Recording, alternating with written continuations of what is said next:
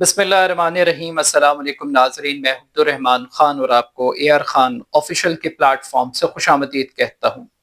नाज़रीन, क्या ईरान ने इसराइल का बैंड बजा दिया है?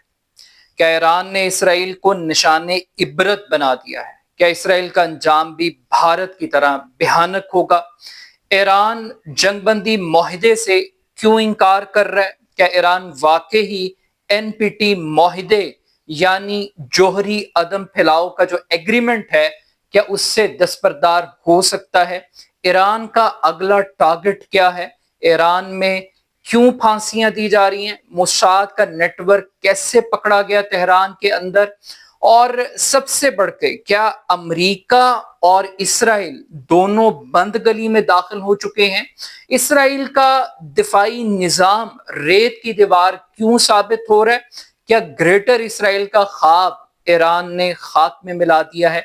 आज के इस व्लॉग में इन चंद बुनियादी नुकात पर हम बात करेंगे। मीडिया रिपोर्ट्स के मुताबिक गुज़श्ता 3 दिन से ईरान और इसराइल एक दूसरे पर ताबड़तोड़ हमले कर रहे हैं, मगर इंटरेस्टिंग बात यह है कि ईरान पर होने वाले हमले अब खबर नहीं है।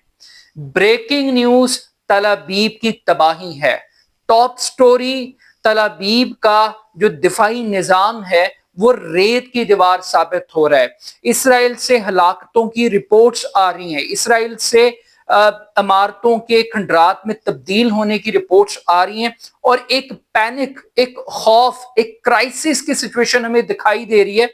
और अब सालिसी की बात की जा रही है, जंगबंदी की बात की जा रही है, और अल्फाज और ख्वाहिश वो नेतन्याहू की है, लेकिन चेहरा ट्रंप का है। अब ट्रंप लॉजिक क्या दे रहे हैं? ट्रंप ये कह रहे हैं कि जनाब जंगबंदी हो सकती है और बाज़ औक़ात लड़ने के लिए, मुआहिदा करने के लिए लड़ना पड़ता है। यानी कि ये कैलकुलेट किया जा रहा था कि हम ईरान के ऊपर हमला करेंगे, ईरान को तबाह बर्बाद कर देंगे, निस्तो नाबूद कर देंगे, और फिर ईरान हाथ जोड़कर हमारे सामने खड़ा होगा और वो जौहरी मुआहिदे से दस्तबरदारी का ऐलान कर देगा।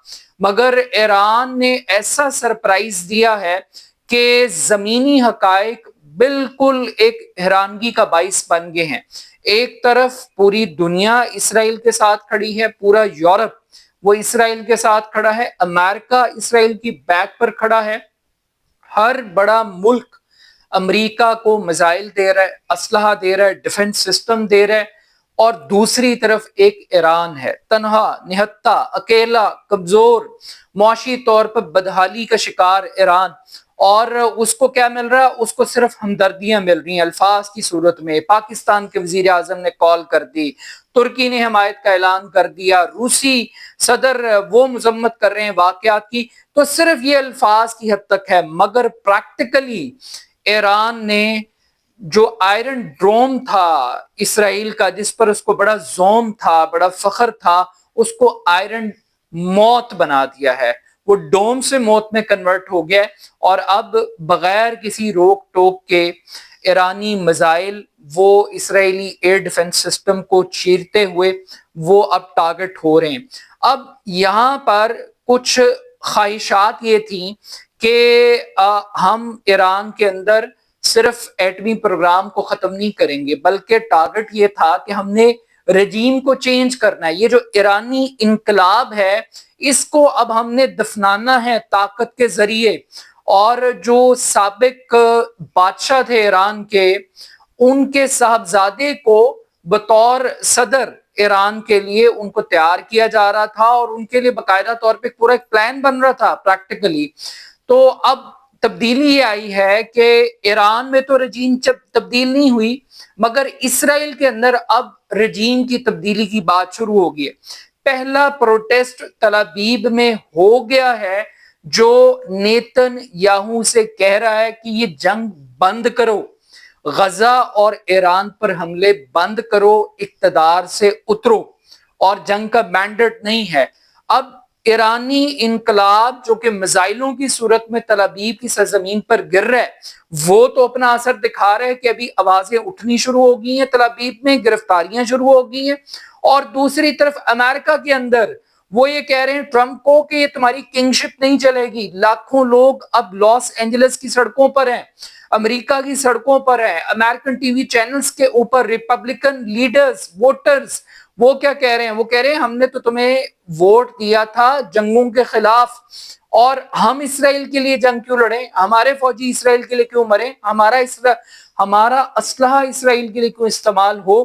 تو اب امریکہ کے اندر بھی ایک بیداری ہے, ایک کیمپین ہے, ایک لاجک ہے, ایک ریشنل تھنکنگ ہے کہ نیتن یاہو اور ٹرمپ اب یہاں پہ ایک دوسرے کے بوٹ پالش کیے جا رہے ہیں. اور نیتن یاہو کیا کہہ رہا ہے؟ نیتن یاہو انکشاف یہ کر رہا ہے کہ جناب میری کھڑکی کو میزائل لگا ہے اور میرے کمرے کی, اور میں مرتے مرتے بال بچ گیا ہوں. اور وہ کہہ رہے ہیں کہ ٹرمپ کے اوپر تو 2 بار حملہ ہوا ہے, اور جو ان کی ریلی کے دوران ان کو گولی لگی تھی وہ بھی انہوں نے ایران کے کھاتے میں اس دفعہ ڈال دی ہے. اور یہ امریکہ کلیم نہیں کر رہا ہے, نیتن یاہو کلیم کر رہا ہے. وہ کہہ رہا ہے کہ جناب ہماری تو پارٹنرشپ ہے اور میں تو جونیئر پارٹنر ہوں, جونیئر پلیئر ہوں ٹرمپ کا. تو وہ ٹرمپ کے ترلے اور منتیں کر رہے ہیں, اور ٹرمپ 2 گیمیں کھیل رہے ہیں. ٹرمپ ایک طرف تو ٹرمپ پاؤں پکڑ رہے ہیں پوٹن کے, روسی صدر کے, اور ان کو کہہ رہے ہیں کہ یار ایران آپ کا اسٹریٹجک پارٹنر ہے, تو آپ برائے مہربانی کوشش کریں, میں آپ کی یوکرین سے جان چھڑاتا ہوں, آپ میری ایران سے جان چھڑا دیں. تو اب وہ ایک انٹرنیشنل چین کینوس بن گیا. لیکن ایران نے اسٹیٹ فارورڈ انکار کر دیا ہے کہ وہ کسی قیمت کے اوپر اب وہ جنگ بندی نہیں کرے گا. ایران نے طے کر لیا ہے کہ وہ بدلہ لے گا, وہ اسرائیل کو سبق سکھائے گا, اور وہ اسرائیل کی جو بدماشی ہے اس کو نکال کر وہ دم لے گا. اور انہوں نے قطر کو اور عمان کو یہ واضح طور پر کہہ دیا ہے کہ اس حالت کے اندر کسی بھی قسم کے مذاکرات نہیں ہو سکتے. یعنی مذاکرات تو چل رہے تھے, لیکن مذاکرات کو نتیجہ خیز بنانے کی بجائے طاقت کا استعمال کر کے مذاکرات کو سبوتاژ کرنے کی کوشش کی. اب دیکھ رہے ہیں کہ جب پھینٹی پڑ رہی ہے, اب جب دیکھ رہے ہیں کہ انٹرنیشنل میڈیا یہ دکھا رہا ہے کہ یہ کتنی بزدل قوم ہے. ایران کے اندر آپ کو کوئی ایسی ویڈیو نہیں ملے گی جہاں پر لوگ چھپ رہے ہوں, خوف کا شکار ہوں, ماتم کر رہے ہوں, رو پیٹ رہے ہوں.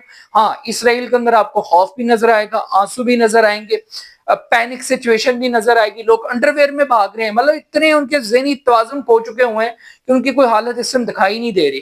اب ایک اور چیز سامنے آئی ہے کہ اسرائیل کو ایک بڑا زوم تھا کہ اس کا جو انٹیلیجنس آپریٹس ہے وہ بڑا زبردست ہے, اور انہوں نے ایران کے اندر اتنا بڑا نیٹ ورک جاسوسوں کا ڈیولپ کر لیا ہے کہ وہ ایران کو اندر سے ہی مار دیں گے.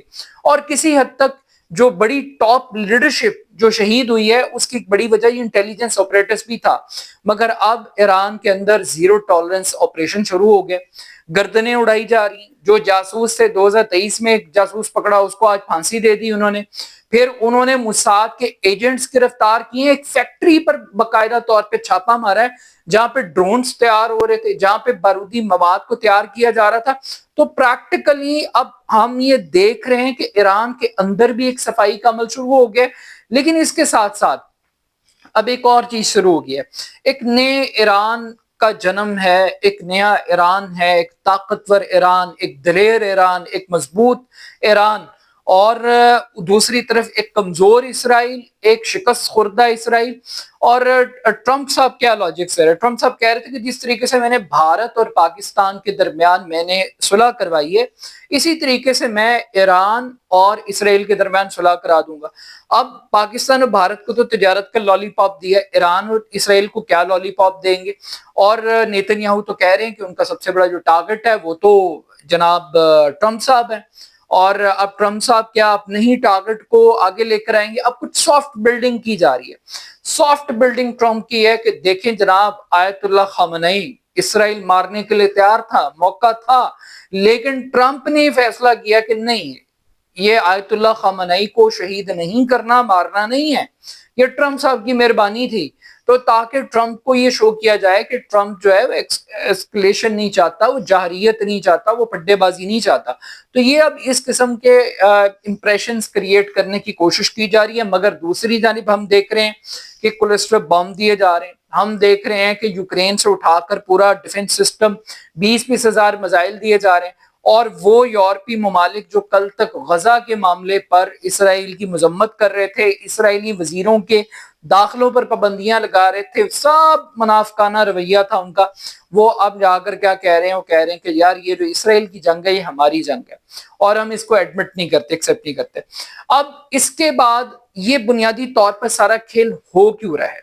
ہو یہ اس لیے رہا ہے کیونکہ ایک گریٹر اسرائیل کا ایک پروجیکٹ تھا، اس پروجیکٹ کے تحت سارے عرب ممالک تو تھے اسرائیل کی جیب میں، ایک اکیلا ایران تھا جو کہ ایک ریزسٹنس کی علامت تھا، ایک مزاحمت کی علامت بنا ہوا تھا۔ اب ایران نے طاقت کے ذریعے، جرأت اور بہادری کے ذریعے یہ تو دکھا دیا ہے کہ وہ جنگ جس کو اسرائیل کی خواہش تھی کہ وہ 2 ہفتے تک لڑنے کا ارادہ رکھتا تھا، اس کا خیال تھا جنگ بڑی لمبی چلے گی، اور جو لمبی جنگ تھی وہ 2 ہفتے تک کی تھی، لیکن ابھی 48 گھنٹے گزرے ہیں اور اسرائیل کی بس ہو گئی ہے، اور وہ امریکہ کے ترلے، امریکہ روس کے ترلے، روس چین کے ترلے، تو ایک ترلا گروپ، پورا ایک سسٹم اور ایک میکنزم چل رہا ہے۔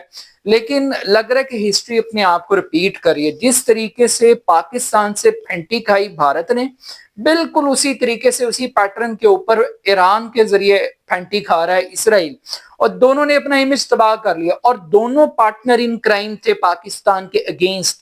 لیکن ابھی پاکستان کا آرمی چیف وہ امریکہ جا رہا ہے، کیا پاکستان کو رول پلے کر سکتا ہے؟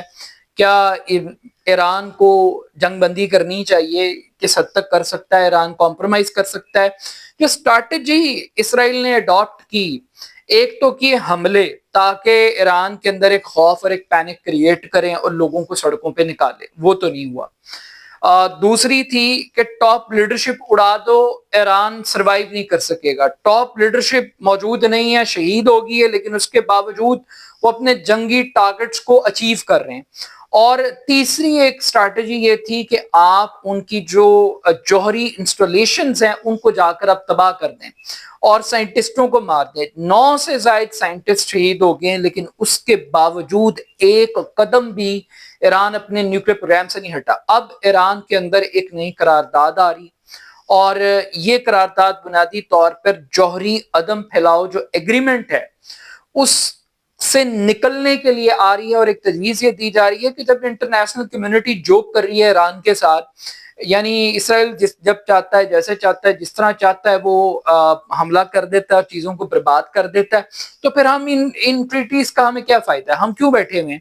اور ہم کیوں الزامات بھی سن رہے ہیں اور پھر آگے جاریت بھی دیکھ رہے ہیں؟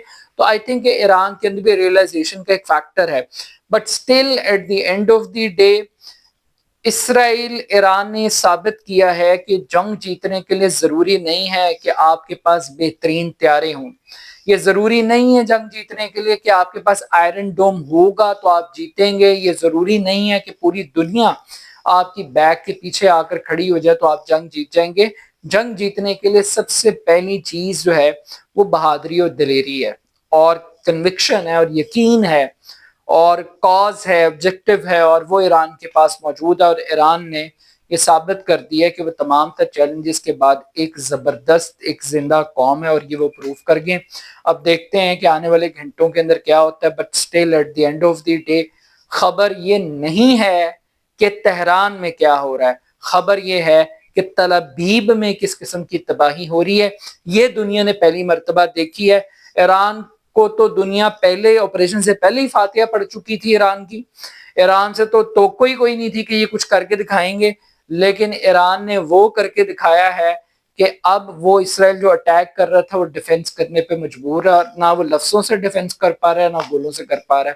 اپنا فیڈ بیک مجھے ضرور دیجیے گا، میرے YouTube channel AR Khan official کو ضرور سبسکرائب کیجیے گا۔ بہت شکریہ، اللہ حافظ۔